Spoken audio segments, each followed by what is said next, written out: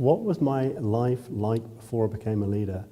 I don't have strong memories of that because I think there's sort of two characteristics of me that have been constant through my life. One is I'm really interested in people and places. So I studied geography at university, not an accident. And I feel like everywhere I've worked in the world and every job I've done has been just giving me more information about this interaction between human beings and their environment. And the second thing is, right from about the age of 8, 10 or 11, I found myself in leadership roles, whether it's football teams or whether it was scouts.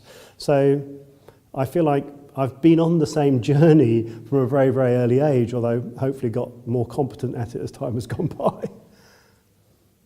I think I've always appreciated these issues around sustainability. I am a geography graduate, so in late 70s, early 80s, that might not have been the front and stage part of the curriculum, but in a sense, that is today. And my father worked in fisheries research and fisheries conservation around pollution and radioactivity in the marine environment. And he would have told me in the late 70s that these fisheries are going to just get exhausted. And I hope your generation does a better job at applying the science and a regulatory framework to sustain that important source of protein. So I've been sensitized to these things for a long period of time. But it was really when I was in YPO that I think I found my way of making a difference.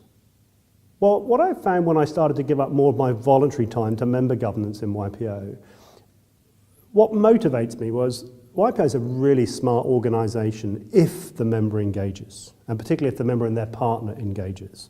So the series of experiences they can go through all around the world in all aspects of their life can make them smarter, wiser, quicker. And the ripple effect, therefore, of that member's life is just much more profound in the communities they work in their businesses. So like, I look at my YPO journey and the little things I've been able to contribute with others and know that you've exposed more leaders in different parts of the world to this experience, and that generates a ripple effect.